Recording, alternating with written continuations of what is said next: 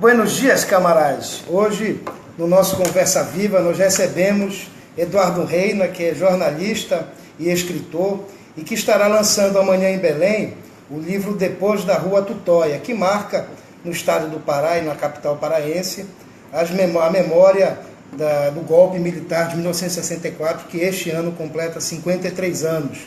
Nós temos aqui também a presença do nosso amigo Melquiades Reis, que é jornalista, do Moisés Alves, que é do FNDC, do Paulo Emanuel, que é o chargista e registra sempre estes nossos encontros, na câmera Angelina, e o nosso camarada Roberto Jânio. Nosso debate, companheiros, é exatamente sobre a ditadura militar, o 53º aniversário dessa terrível noite que se abateu sobre o Brasil, que foi a repressão política, mas também questões que ainda são invisibilizadas no contexto da repressão política no Brasil, que é o tema da infância e da ditadura. E o Eduardo Reina lançou um livro há pouco tempo e que trata desse tema e que abre, portanto, uma vereda nesse debate sobre a repressão política no nosso país. Então a gente queria agradecer ao Reina, que veio de São Paulo e que amanhã estará lançando o livro na Faculdade de Comunicação da UFPA. Agradecer a presença dos companheiros e queremos que você fale um pouco desse trabalho, dessa obra e da importância no sentido da gente poder tirar dos baús da escuridão o problema da infância e da ditadura militar no Brasil. Obrigado pela oportunidade, obrigado pela receptividade, Paulo, de todos presentes. O objetivo desse livro foi exatamente dar luz a essa vertente da ditadura militar aqui no Brasil, que é pouco explorado, pouco falado, que aqui eu trato de modo ficcional, que é exatamente para colocar na vitrine esse assunto e depois a gente vai atrás de pesquisa, depois a gente pode falar mais sobre isso. Aqui conta a história de uma bebê sequestrada por agentes da repressão militar em São Paulo, e essa bebê, filha de uma militante de esquerda, ela foi entregue a um empresário que financiava os órgãos de repressão. Então conta a história toda dela, de modo ficcional, exatamente para mostrar, para colocar aí na vitrine o que está acontecendo no Brasil, ou melhor, não está acontecendo no Brasil sobre isso, como você mesmo disse. É difícil a gente falar sobre o que aconteceu com as crianças na ditadura, e principalmente sequestro de crianças e de bebês.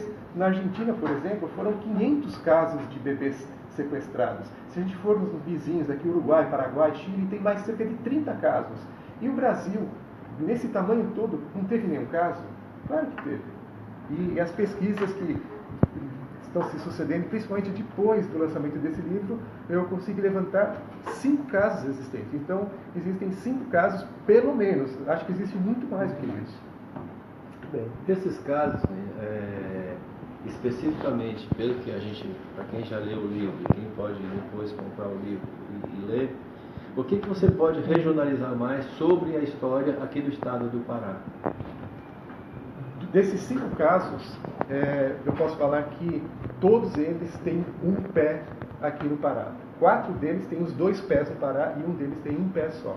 São 4 casos de pessoas ligadas à região do Araguaia, e esse outro caso de uma pessoa que hoje mora no estado do Paraná, tem um familiar da família adotiva também, militar, que trabalhou aqui em Belém do Pará. Trabalhou no hospital... No Hospital Militar de Belém do Pará, hospital de base. Um dos aspectos que é importante nesse debate é que já existe uma comprovação muito clara de que, de fato, isso aconteceu. Né? De fato, isso aconteceu. De que isso não é, digamos, uma quimera, de que não é... Agora, falo isso me reportando ao caso da Lia, minha filha do guerrilheiro Antônio Teodoro de Castro, que só foi localizado em função dos esforços, né, claro que de familiares, mas também num período em que esse problema das buscas sobre o plano Araguaia foi muito mais intenso, que foi o período do Lula e Dilma. Né? Então, e esse caso é um caso que abre, portanto, quer dizer, uma vereda importante para que nós possamos ter clareza dessa dimensão de bebês sequestrados. Né? Você tem um caso, por exemplo, que é o caso do Oswaldão, filho do Oswaldão, do Giovanni, e nós queríamos te ouvir falar sobre esse caso do Giovanni. Né? É um caso que, em certa medida, é conhecido. Né? O documentário sobre o Oswaldão tratou desse tema, inclusive, fez essa denúncia, ajudou nessa denúncia. Mas quais são os impedimentos, Reina, no sentido de que nós possamos, de fato, encontrar esses bebês sequestrados e revelaram ao Brasil o que foi a ditadura militar no seu conjunto. Esse entendimento não é só no caso de crianças sequestradas, bebês sequestrados, mas é todo nesse processo de você buscar garimpar a história da ditadura, o que aconteceu na ditadura. Os arquivos das forças militares, os arquivos da Polícia Federal, e vou além, os arquivos das polícias estaduais, que deve ter muita coisa importante lá, a gente não tem acesso a isso, é difícil, é muito difícil mesmo você ter acesso.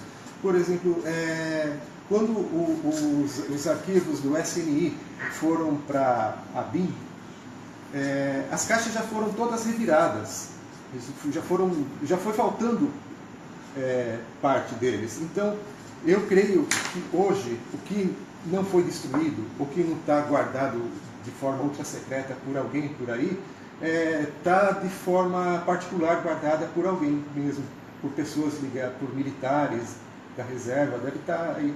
E por que isso daí não aparece hoje? A gente não tem esse acesso? Por culpa de várias coisas. Primeiro, acho que a lei da anistia aqui no Brasil foi uma lei que foi boa, mas foi ruim também ao mesmo tempo, porque ela colocou um silêncio, ela já pré-julgou todo mundo e já anistiou todo mundo, mesmo as pessoas que cometeram as atrocidades na ditadura militar, as pessoas que cometeram crimes de guerra, inclusive, né? Então, a justiça se baseia muito nisso, ao contrário dos países vizinhos. Se a gente for no Chile, no Uruguai, no Paraguai, até na Bolívia, a gente vai perceber que muitos militares que estavam na ativa, que foram responsáveis por morte, desaparecimentos, tortura, eles estão sendo presos, julgados. E aqui no Brasil nada. A lei da anistia, ela possibilitou isso, infelizmente. E não tem ninguém na justiça e não tem ninguém com poder político, no poder executivo no Brasil, isso depois do fim da ditadura, que bancasse e falasse, nós vamos até o fim disso daí. Ninguém fez isso. A gente só deu um passo, 2 passos, 4 passos para frente, depois demos 2 passos para trás. Na tua fala, que a gente fica claro para a gente, é o seguinte, mesmo a gente tendo saído de um período de ditadura, entrando num período de redemocratização, né, tendo aí um período nos últimos 15, 16 anos que tivemos alguns avanços sociais, mesmo com esses avanços sociais nas gestões mais democráticas, você ainda percebe que essas gestões deveriam ter feito muito mais. Você tem uma crítica a essa parte da redemocratização que não foi mais fundo nessa questão do desaparecido enquanto criança? Sim. Eu tenho, por exemplo, a lei da anistia, ela previa o fim do sigilo dos arquivos secretos no período que Fernando Henrique era presidente da República. E o que aconteceu? Ele assinou uma portaria e depois ele disse que ele assinou sem ver. Ele assinou uma portaria dando sigilo eterno para os papéis ultra-secretos. Assim, a favor de quem ele assinou isso sem ver? Né? É complicado o presidente da República fazer isso. Né? E depois vieram 2 outros presidentes, sabe, ultra a favor do social, e isso daí foi esquecido também. Eu tenho uma crítica muito forte também a todos esses presidentes que passaram por aí e não tiveram a capacidade de falar, olha, vou baixar um decreto e vamos abrir um pouquinho aqui, vamos mais um pouco para lá. Você pode falar para mim, mas teve a Comissão da Verdade. Sim, teve uma Comissão da Verdade, mas é isso que eu te falei, a gente deu 4 passos para frente, depois dá 2 para trás. E por que não aparecem esses papéis? Por que não aparecem esses documentos secretos? Porque lá vai ficar muito claro e explícito quem mandou, quem fez, por que fez. E isso, além de envolver pessoas que ainda estão vivas, não só militares, vai envolver o empresariado. Isso aí é uma outra bolha que precisa ser furada, Paulo. A gente precisa furar essa bolha e mostrar quais os empresários que financiaram a ditadura militar aqui no Brasil. Eles estão na ativa até hoje, ganham dinheiro até hoje. É verdade. Inclusive esse empresariado que veio para a Amazônia. Né? Porque também uma das nossas preocupações, Reina, Kid, é exatamente o problema dessa penetração econômica na Amazônia. Né? E que, de fato, segundo o teu relato, existem dos 5 casos que tu estás debruçado, 4 são relacionados ao problema do Araguaia. Não é? Então, isso diz respeito à Amazônia. Nos interessa, por exemplo, falar nesse contexto também com esse olhar. Eu estava te falando um pouco antes de que no Araguaia, por exemplo, nós já escutamos isso, havia, por exemplo, um esquema de prisão só para crianças. Só para crianças. Né? Quer dizer, a infância camponesa, a infância indígena,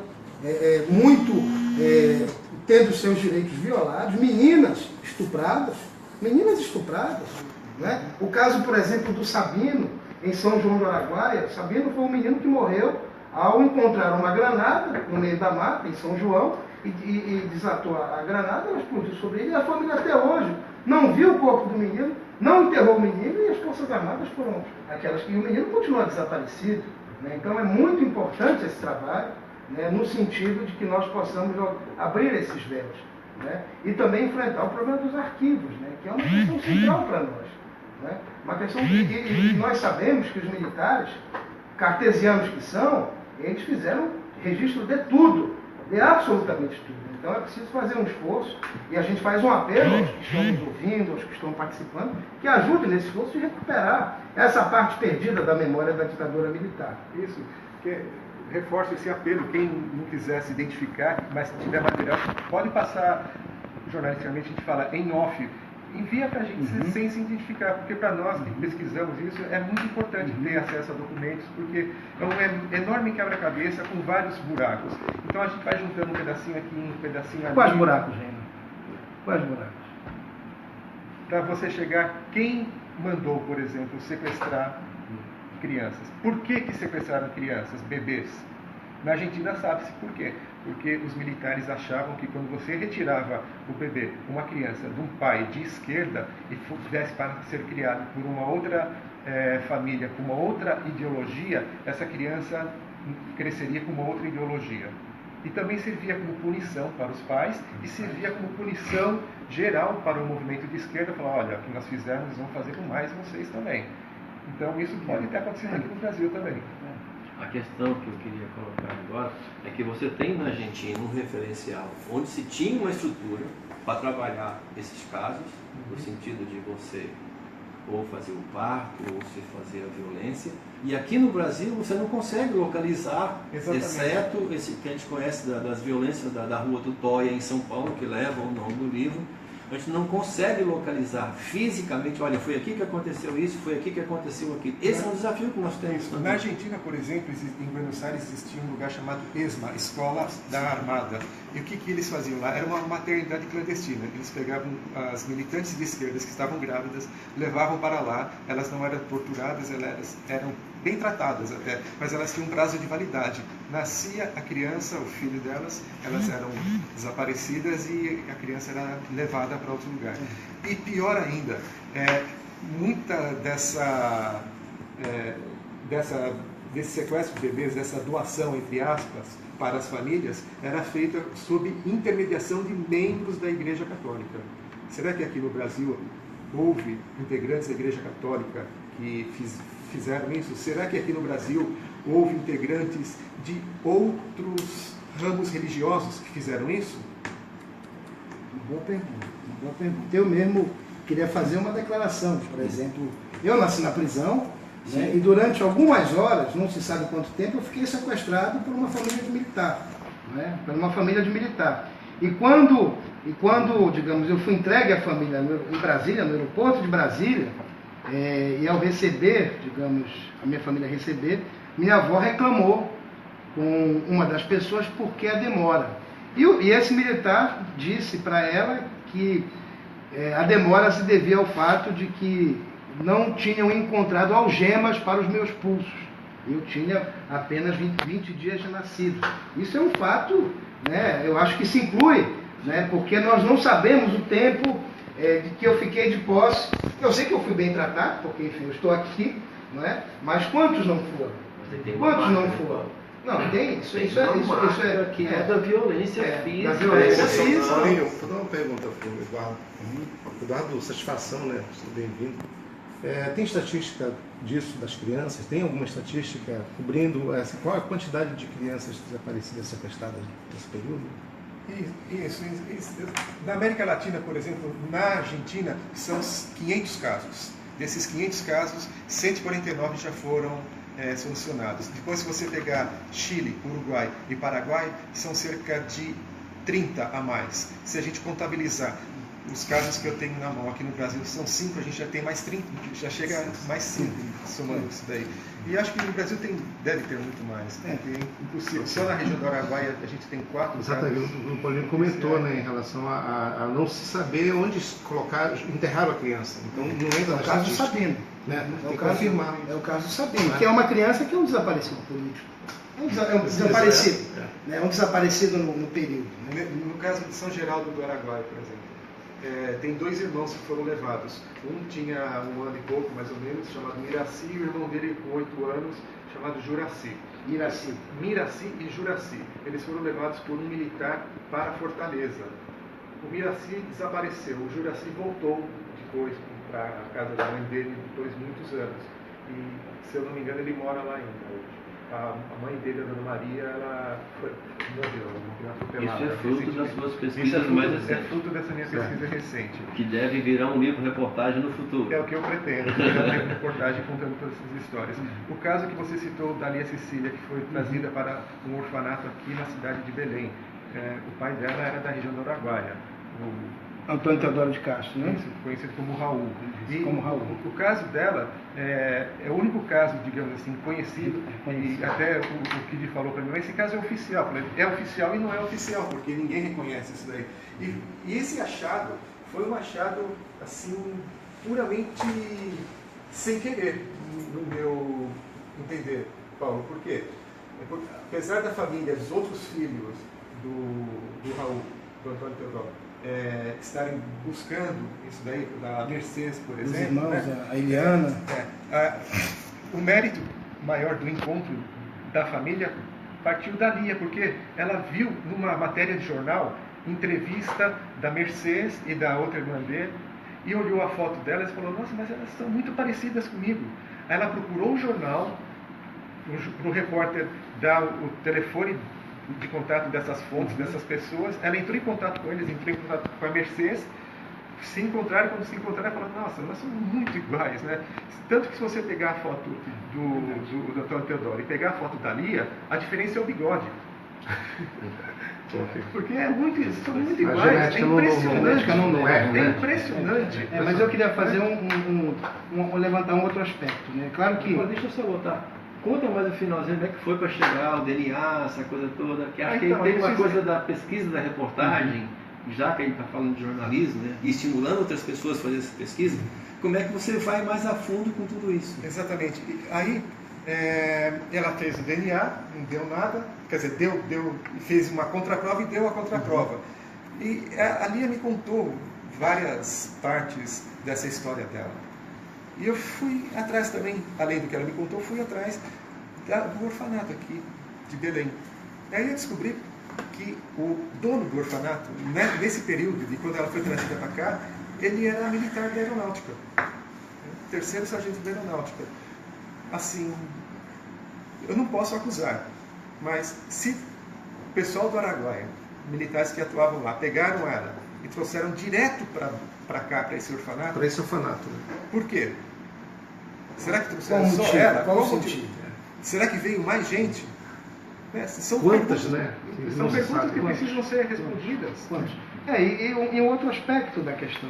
Tu levantas, por exemplo, de casos na América Latina. Então, mas a gente precisa entender que a Operação Condor, ela uniformizou a ação das repressões políticas na América Latina. E o Brasil teve um papel muito importante nisso, inclusive como polo irradiador das quarteladas que nós tivemos aqui. Então, em tendência, quer dizer, é possível que essa prática tenha sido mais comum que a gente pensa no Brasil do que a história oficial nos ensina. Eu tenho certeza disso, só não consigo provar. Eu vou te dizer, além disso, além desse modus operandi comum para todos na Operação Condor, na Argentina, por exemplo, existia um manual de instruções de como agir no sequestro de crianças. Como você pegava, o que você tinha que fazer. Existia um manual.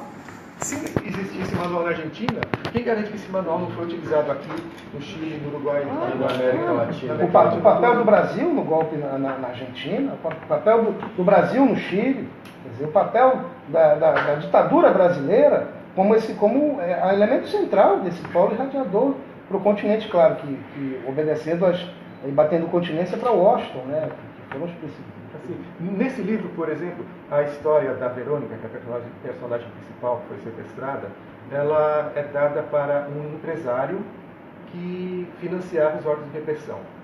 E por que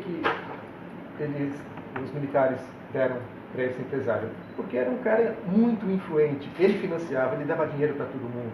Então, ele tinha uma prerrogativa. E por que isso não pode ser verdade? Por que não pode... Um outro caso desses que eu tenho na mão, dessa pessoa que mora hoje no Paraná, da Rosângela, por exemplo, ela foi criada por uma família de militares. Desde o pai adotivo, o avô adotivo, o bisavô, todos eles militares. E a mãe adotiva dela era estéril, não podia ter filho. Olha que coincidência. Nesse caso da Rosângela, eu descobri depois que eu lancei esse livro, que a filha da Rosângela me procurou e falou: olha, você pode nos ajudar a achar os pais biológicos, os pais verdadeiros da minha mãe? Eu falei: vamos nessa. Eu queria aqui fazer um comentário. Eu acho que, Eduardo, esse teu trabalho, ele busca fazer um resgate da memória, da verdade, desse período que nós vivemos ali, com o golpe civil e militar de 64. Fazendo um paralelo, hoje também nós vivemos um golpe no Brasil. Hoje nós vivemos um golpe jurídico, parlamentar e midiático. Eu queria que tu comentasse sobre isso, e sempre foi combater a esquerda, o comunismo, Eu queria que tu comentasse sobre isso. E não só combater a esquerda e o comunismo, que foi sempre um mote dessas ações aqui na América Latina, mas a gente podia pensar um pouquinho mais além. Quem que está por trás disso? Em 64, obviamente, claramente, com documentos secretos divulgados mais recentemente no ano passado, nos Estados Unidos.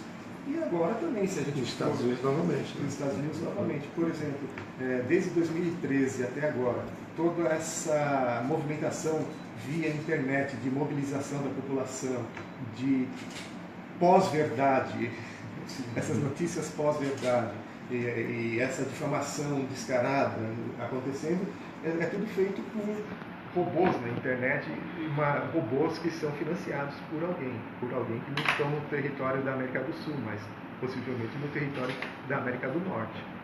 Bem, já que você falou em financiamento, eu queria pegar dois pontos. Esse que você abordou agora, que tem um sentido mais tecnológico, mais moderno, que é o financiamento além das fronteiras, mas eu queria também que você voltar um pouco ao financiamento empresarial. A gente sabe que a estrutura da Rua Tutóia, ela tinha um financiamento, ela tinha um suporte por trás desse financiamento, entendeu? Que eu gostaria que você pudesse explicar um pouquinho, porque você passa, é muito difícil quando você fala desse período, porque você tem que falar que A é A e B é B, entendeu? Eu queria que você faça um pouco desse suporte da Rua Tutóia. Então, o que acontecia no DOI-CODE? O DOI-CODE ficava nos fundos de uma delegacia na Rua Tutóia, em São Paulo. A Rua Tutóia, que fica num bairro chamado Paraíso. Só que era um inferno no DOI-CODE de lá. Então, antes de se mudar para a Rua Tutóia, o DOI-CODE funcionava num pedaço, numas dependências do quartel do Segundo Exército, lá no Ibirapuera, atrás hoje fica a Assembleia Legislativa. Só que a movimentação nesse quartel, desse DOI-CODE lá dentro do quartel, era muito grande. Então, era muita gente sendo presa, muita gente sendo torturada, tirada de lá, de certo modo, tudo estrupiada. E tinha que ser feito também o registro cartorial dessas, entre aspas, confissões tiradas na base da pancada lá, Então, tinha muito soldado lá vendo isso daí. As noites, as madrugadas de tortura dele, o pessoal gritava, chorava. Então, os soldados escutavam. Então, falaram: temos que tirar daqui. O exército falou: nós não temos dinheiro. Vocês se viram. Aí, o que o pessoal do comando militar foi até Brasília, pediu dinheiro para ajudar a montar o DOI-CODE em outro lugar. Nós não temos, vocês se viram. Então, o prefeito da época e o governador da época conseguiram falar, olha, nos fundos dessa delegacia na Rua Tutóia tem sobrado, vocês podem utilizar isso daí, só que nós também não temos dinheiro nenhum aqui. O que eles fizeram? Juntaram os empresários, e os empresários bancaram uma grana para montar essa estrutura do DOI-CODE dentro da delegacia. Aliás, as pessoas que trabalhavam nesse DOI-CODE, elas eram tão bem servidas, estavam tão em casa, que lá era chamado de Casa da Vovó. O DOI-CODE de São Paulo era chamado Casa da Vovó, de tão bem livres que eles atuavam lá dentro, né? Então, esses empresários, eles financiaram não só a nova estrutura, mas como toda a estrutura cartorial e também o dinheiro para bancar as novas equipes de prisão e de tortura.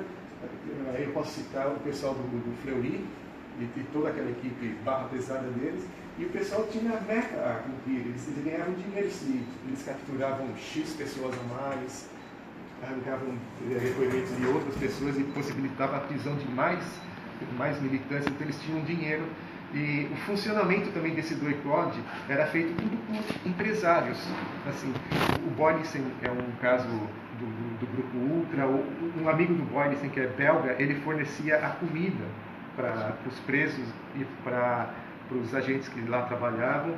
E quem passava o pires junto a esses empresários é uma pessoa que está até hoje aí no Brasil, um economista muito forte, sempre esteve no poder, desde a época dos militares até hoje, um baixinho gordinho assim. Baixinho gordinho, né? Baixinho gordinho, que todo mundo Baixinho conhece. gordinho. Exatamente, ele que passava o pires para os empresários e eles financiavam isso daí.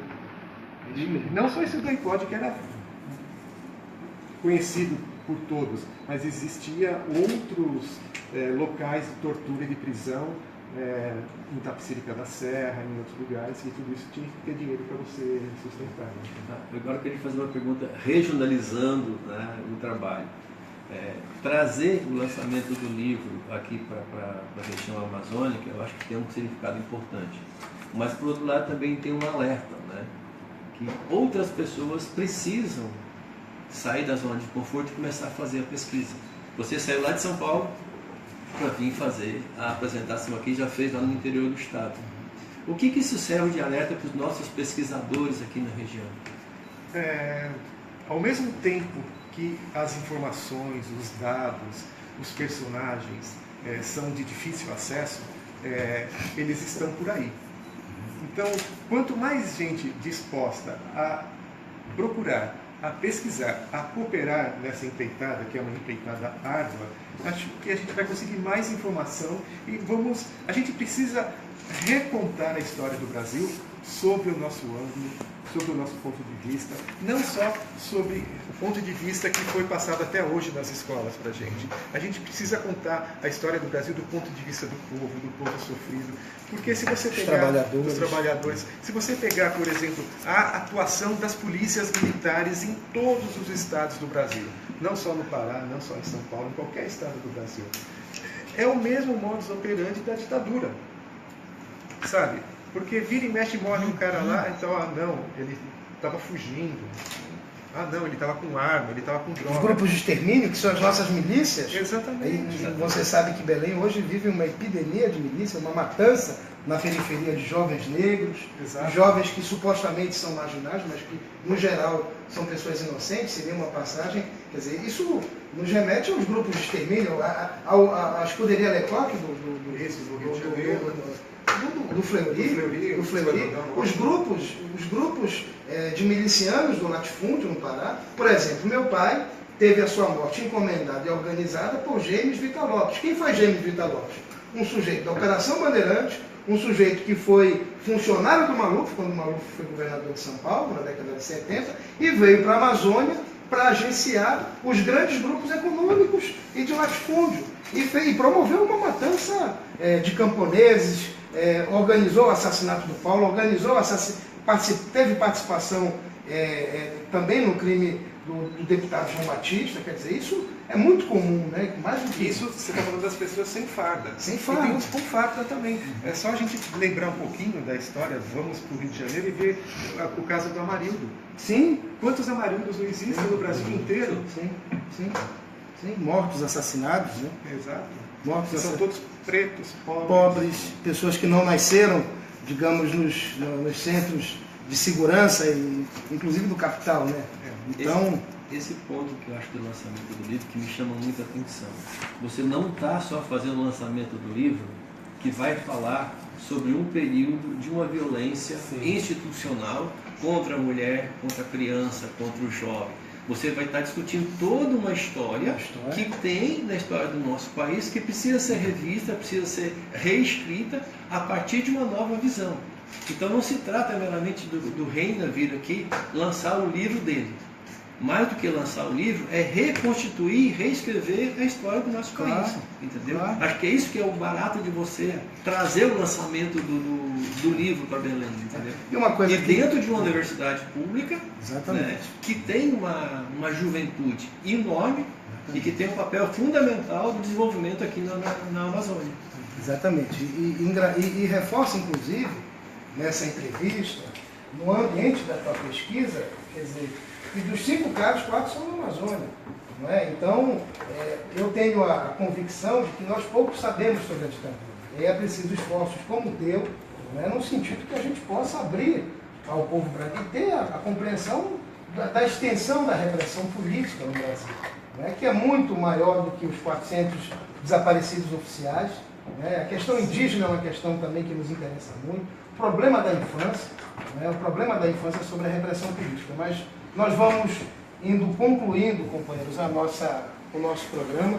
Nós reforçamos que amanhã, às 9 horas da manhã, na Facom, nós teremos o lançamento do livro do Eduardo Reina, Depois da Rua Tutóia, que é um esforço da Ordem dos Advogados do Brasil, do Instituto Paulo Fonteles, da Comissão da Verdade do Pará, e que teve a coordenação aqui do Melquiades, né? Agradecer aí o esforço da professora Roseli, do Paulo Roberto Ferreira, né? Que são pessoas que se debruçaram no sentido de mobilizar o Reina também, trazer esse tema para cá, reforçar essa pesquisa, que é a pesquisa da memória e da luta pela democracia no Brasil. Né? Então nós agradecemos, Reina, a sua presença, convidamos a todos e a todas para que estejam lá amanhã na Faculdade de Comunicação da Universidade Federal do Pará, e também nós mostramos aqui as charges do nosso camarada Paulo Emmanuel, com as suas charges guerrilheiras, que sempre, né, retrata e procura revelar o ambiente dessa nossa conversa, desse nosso esforço. Então, a palavra está com você, né? Também convidando aí a turma. Eu agradeço a oportunidade de estar falando com todo mundo aqui. Tomara que vocês que estejam vendo tenham um tempinho de passar amanhã lá na universidade e participar desse debate, que é enriquecedor. E gostaria de fazer uma provocação também para as pessoas. Vamos mexer um pouquinho o corpo, aí vamos pesquisar um pouquinho, a coisa está no quintal de vocês. Vamos ajudar esse pobre jornalista e todas as pessoas que estão nessa pesquisa sobre revelar a verdade sobre a ditadura no Brasil. Obrigado, gente. Valeu, moçada, valeu, Paulo Emmanuel, valeu, Moisés, valeu, Angelina, valeu, Robertinho. Um abraço a todos e até o próximo.